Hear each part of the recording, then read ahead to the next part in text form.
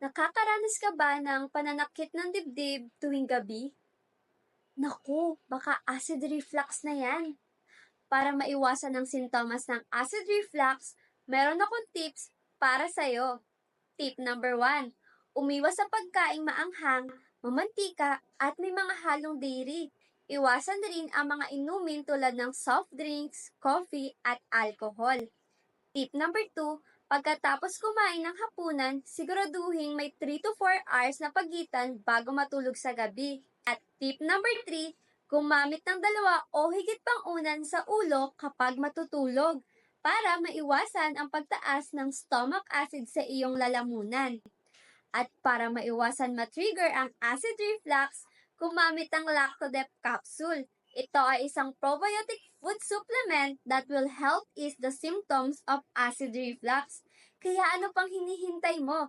I-check out mo na yan!